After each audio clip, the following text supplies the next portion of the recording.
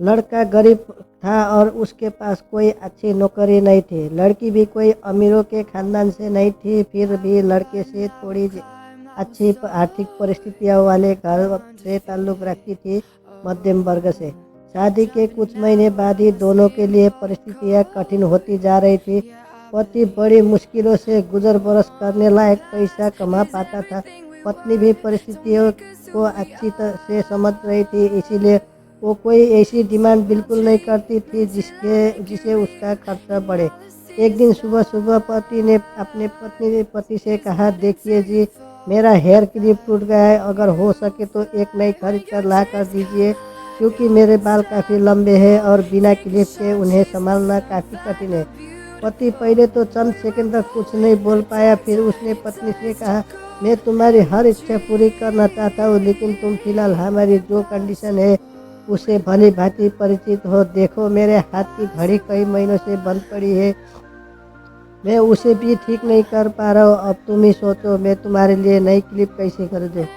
पति अपने काम के लिए निकला, लेकिन पूरी दिन वो यही सोचती रही कि उसकी पत्नी ने पहली बार उससे कुछ मांगा था और ऐसी वस्तु मांगी थी जो उसे खुद ही अपना पत्नी के में सबसे ज़्यादा अच्छी लगती थी, यानी कि बालों का रख करने की वस्तु। पति को अपनी पत्नी के सुंदर घने बाल बहुत पसंद थे और वो उसे क्लिप लाकर देने की बजाय उसे अपनी मजबूरियां गिनाकर आया।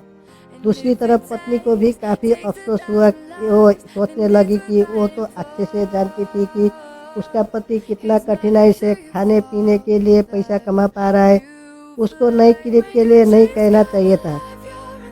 शाम को पति घर पर लौटा तो उसके हाथ में एक नई क्लिप थी। उसने खुशी से अपनी पत्नी को आवाज़ लगाई। जैसे ही पत्नी उसके सामने आई तो उसे पत्नी में कुछ बदलाव नजर आया। ध्यान से देखा पर उसे पता चला कि उसकी पत्नी ने लंबे लंबे घने बाल अब छोटे हो चुके थे। पति ने बालों में लगाने वाले क्लिप अपनी पत्नी के हाथों में देते हुए पूछा, तुमने अपने बालों के साथ क्या किया? मैं तुम्हारे लिए एक नई क्लिप लेकर आई हूँ।